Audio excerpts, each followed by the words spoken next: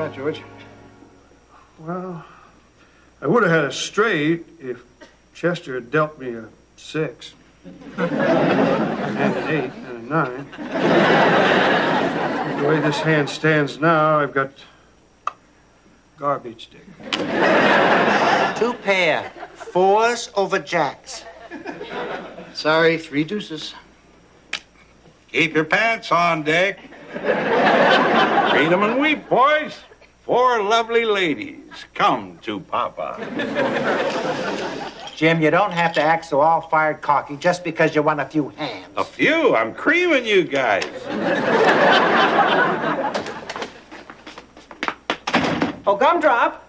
Hi, Michael. How are things at the shoe store? Joanna, do you know what it's like to spend 60 hours a week squatting on a stool within sniffing distance of strange people's feet?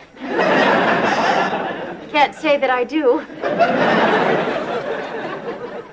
Oh, a gift! You remembered! Well, Natch. Any suitor worth his salt knows that Cupcake Day comes but once a year. I don't believe I've heard of Cupcake Day. Michael created it for me 2 years ago to help fill that long void between Valentine's Day and Easter when I didn't get any gifts. I wish I'd known. I haven't even begun my Cupcake Day shopping. Oh, don't worry about it. There's a 3-day grace period. Since I'm in this minimal monetary mode, instead of the traditional diamond trinket, I opted for something a bit more symbolic. It's a cupcake.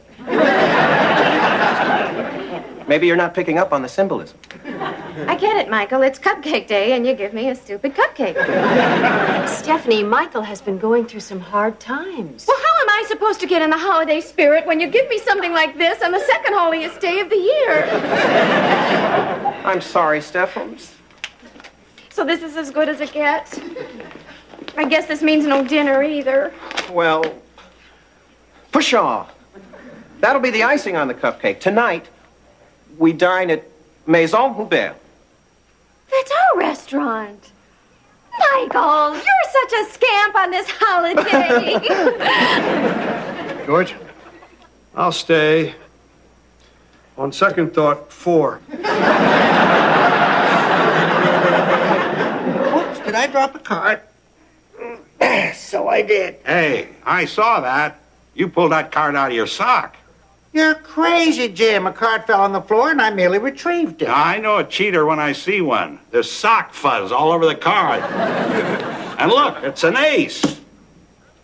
He's nothing but a common criminal. Careful, Jim. I wouldn't call the mayor a criminal. Well, I knew he took staples and rubber bands home from work, but I never thought he cheated cards. So now I'm a cheater and a petty thief. Well, at least you're man enough to admit it. Guys, Jim Dixon, you're pushing me to the breaking point. Chester Wanamaker, you're an immoral hound. Oh, merciful heavens, forgive me for what I'm about to do. Ow! Don't hit, I'm a bleeder.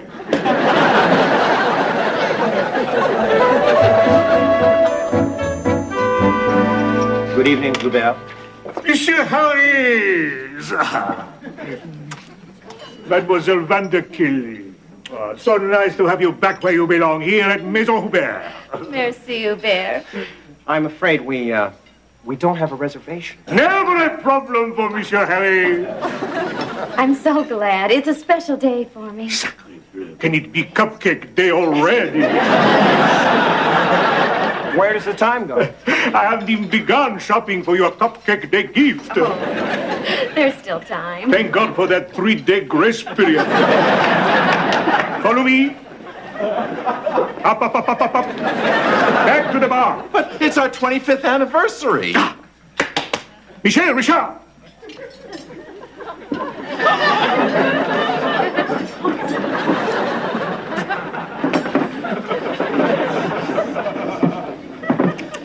Some people...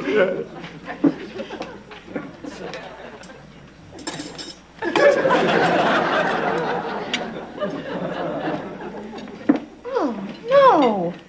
What are Rollo and Fiona doing in Vermont? Who? The Wallingfords. Our families have hated each other for years. And they have this geeky son, Roscoe, who was always trying to touch me at cotillions. Steph, are you forgetting the bylaws? Discussing reality on Cupcake Day is forbidden. Of course. Well, shall we ask Henri to bring us our traditional bottle of Dom Perignon? Bully bottle of bubbly, but why not sample something more local? Vermont Blush? Truth be known, Cuppers, this current cash crunch of mine. Say no more. Actually, this Vermont Blush sounds rather tasty. And you know how much I love a nice cranberry wine. I can see what you're doing. A man with half a brain can tell you don't mean that. And I happen to be one of those men. So I'm shy a few shekels.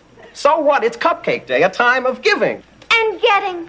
Henri, oui, Monsieur Harris, bring us your finest bottle of Dom Perignon. Bon. Tonight, we live. Gustav really outdid himself tonight. It takes a culinary master to mold a 5-pound lobster into the shape of a cupcake. Excusez-moi, monsieur, but there seem to be some petit problem with your credit card. Not platinum enough for you? This is no matter for chuckling. We called the company for credit approval and you are flatly denied.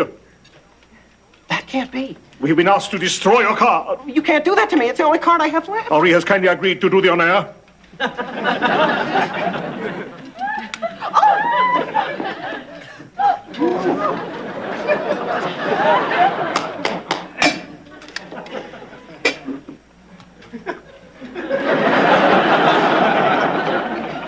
The bill must be paid in cash. $248? Plus gratuity. But I don't have that kind of cash. I warn you, monsieur, do not try to run out on the tab. Michel and Richard are no stranger to kickboxing. Help me, Steph. Cough up some cold cash. You know I don't carry money on Cupcake Day. We've got to change these bylaws. And I can't wash dishes in this dress. It's a Giannina Brasisi. There's only one thing left to do. Beg. Who? Them. I can't beg the Wallingfords for money. Maybe we could sell them your dress. All right. I'll grovel. Oh, thank you, Steph. This time you'll be canonized for sure.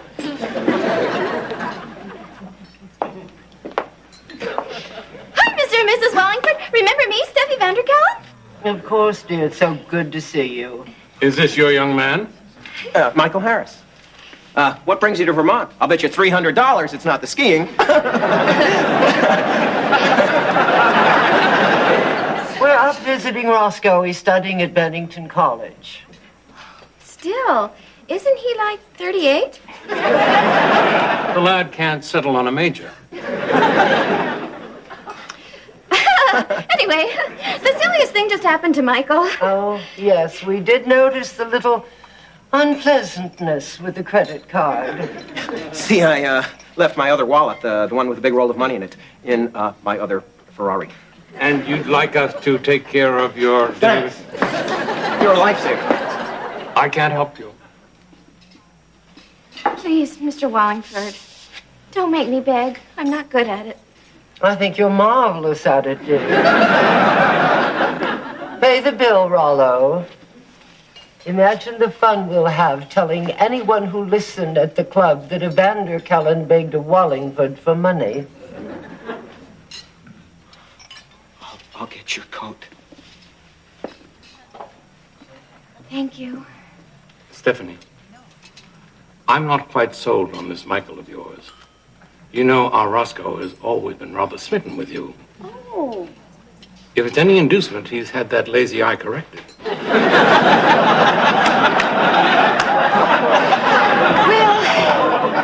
I don't know if, Rollo and I are really... Libby Harcourt says you clean toilets at some motel. It's not a motel. It's an inn.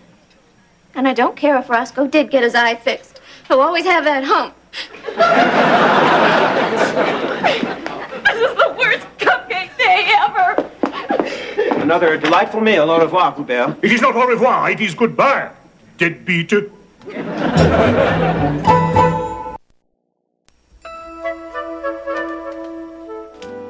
Well, it was bound to happen. What's that, George? Jim and Chester have officially broken up. Oh, no, that's just terrible. Well, their friendship was practically legendary around here. Jim and Chester are going around telling everybody in town that if Dick hadn't forced them to play cards last night, they never would have had that awful squabble. I never forced anybody to do anything. That's not how the town sees it. George, you were there. You know I had nothing to do with it. I'd like to believe you, Dick, but what would the town gain by lying? Think about that. Morning, Michael. Let's pass on the pleasantries, Jojo. I'm pleading for my love life here. Oh, Muffin! Drop dead! She's a little irked that I made her beg for money in a restaurant. I come bearing an armload of gift.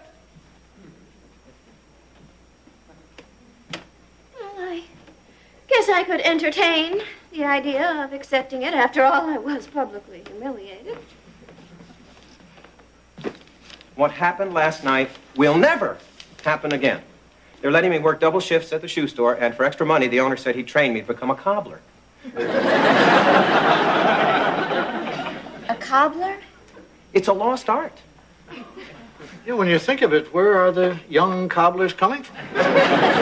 Trust me, Steph, I'm going to make things better for us. I swear it. Oh, Michael. What am I going to do with you? Well, now run upstairs and try that on.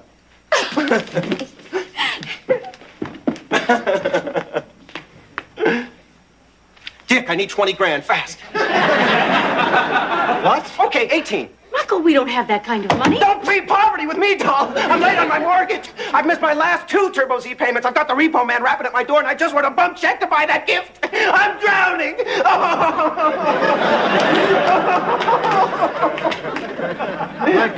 Michael, we'd like to help you. You see, our money is tied up in the inn. Then sell it. We're not going to sell the inn to support your extravagant lifestyle. And here I was thinking I could count on you when things got tough. I guess you don't know the true meaning of friendship. You should look it up sometime.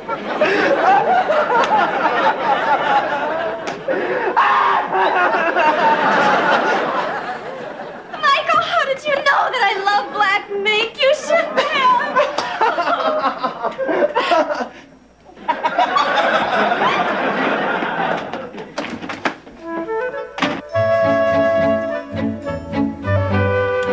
Now, before I total this up, you'll want some heel savers and some shoe trees so those wingtips don't lose their shape. I don't think I need those. Hey, I'm working on a commission here, buddy. You're taking food out of my baby's mouth. Okay. That'll be 74 even.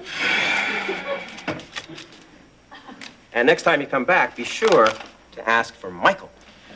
You couldn't pay me to come back. You don't have to shove our shoes down the customer's throat. They sell themselves due to their superb workmanship and low discount prices. We have a 2.5-year tradition to uphold, and your attitude is tarnishing the good name of Circus of Shoes. I'll remember that, Mr. Rusnak. Stan, we have a customer. Wait on her and you're a dead man, Stan. How may I help you? Chuck, Dr. Kaiser. in our therapy sessions, you never mentioned you worked in a shoe store. Michael, I asked Stan to wait on this customer. I know, but she's my mother.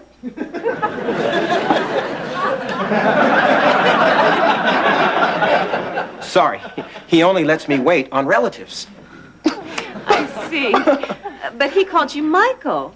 Your name is Chuck. Oh, right. Actually, it's Michael Chuck. Some call me Michael, some call me Chuck.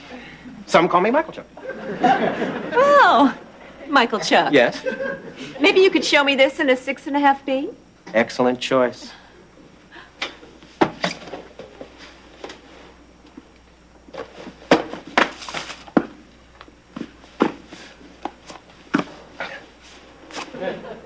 Are you all right? You seem a bit tense. Confidentially, Dr. Kaiser, I've had this strain on my brain for some time. You know my sweetie, Steffi. In Sessions, she said her name was Dawn. Right. Actually, it's Steffi Dawn. Some call her Steffi. Some... I think I see where you're going with this, Michael Chuck. So you and Steffi Dawn are having more problems? Dr. Kaiser, I'm a worthless human being. I lost my high-profile job, and now I spend quality time looking at other people's toes. Yours are cute, though. Thank you. I've got no credit. My friends won't lend me a piddly 20 grand. And I made my Steffi Dawn beg for money like some common panhandler. Well, if you'd like to make an appointment... Oh, sure, like I can still afford you uptown shrinks. Well, these heels fit rather nicely. I'm glad, and they're on sale, too. Michael Chuck, do you think perhaps the pressure of your current situation is putting a strain on your relationship with Steffi Dawn? I can't afford her champagne tastes on my Dr. Pepper wages. Please help me. I've got a cupcake on my back.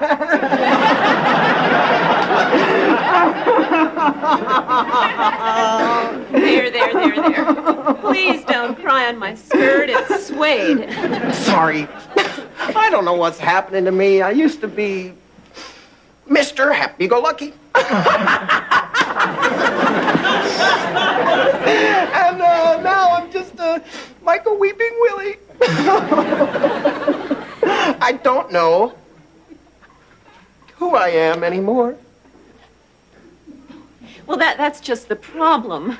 You see, until you know who the real Michael or Chuck or Michael Chuck is, how can you expect to make any Steffi or Dawn or Steffi Dawn happy?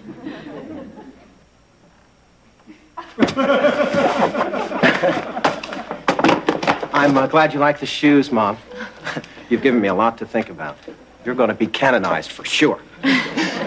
Please take care of yourself.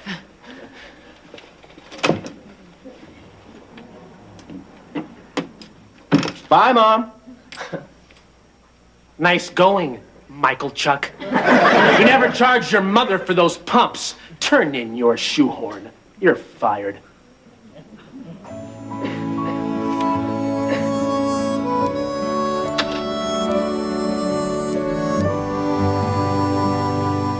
The reason I asked both of you over here tonight was to straighten out this mess. Dick is upset because the whole town is blaming him for your breakup. Well, if Dick hadn't twisted our arms into playing cards and allowed us to go to the movies like we do every other second Tuesday of the month, Jim and I would still be friends. That's what the town says. I don't care what the town says. You're throwing away a 40-year friendship over a stupid poker game. Has it really been 40 years? 41 this coming Lent. We've been through a lot together. Yeah, through heck and high water. Chester, it was wrong of me to accuse you of cheating. After all, I was cheating too. You were. Well, you had every right to accuse me. I was cheating. You were. This is nuts. If truth be known, I had a couple of aces tucked away in my overalls, too. What? I don't ever want to play cards with you lunatics again. All right, everybody, go home. I live here. I don't care. Just get out of here. Say, let's head on over to my place for a friendly game of 7-card stud. Yeah, let's play clean for a change. Do we have to? I mean, this is ridiculous. All my friends are card sharks. I mean, at least when we play cards, it's on the up and up. Boy, could I use a cup of coffee. It is on the up and up, isn't it?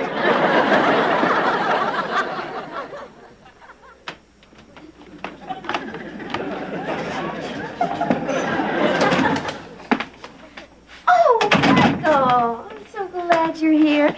I just finished ironing your work shirts for you. But you'll have to keep your jacket on because I only did the fronts. Thanks, Steph, but you didn't have to bother. They're no longer work shirts. They're out of work shirts. You lost your job? Well, what will we do now? How can you sink any lower? Don't underestimate me. I've got momentum on my side. This is only the tip of my top. But I'm not going to drag you down with me. What are you saying? I'm on the bottom rung of that Steph ladder. You're not breaking up with me. I can't stand being a loser in your eyes. Damn it, I want to be who I used to be. Your knight in shining cashmere. Okay, who is she? Huh? The one you're trading me in for. What is she, a dizzy brunette? There's no one, Steph, I swear. You're dumping me for no one? You mean I've been doing all this supportive woman crap for nothing? And you're honestly willing to give up this?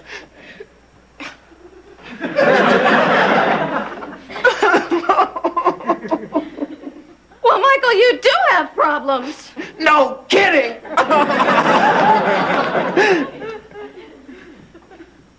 And, I have to take back the mink, too.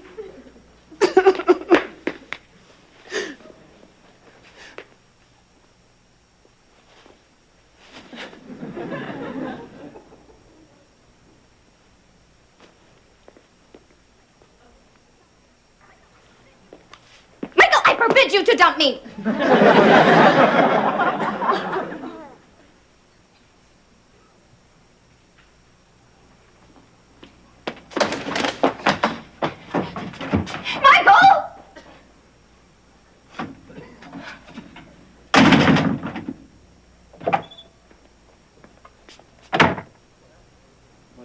What happened? Where's your mink? Michael repossessed it. Why? You don't give a mink to someone you've broken up with. You mean you and Michael... Are you going to be all right? Dick, I'm a big girl. Worse things have happened. And I certainly don't need any Michael Harris in my life.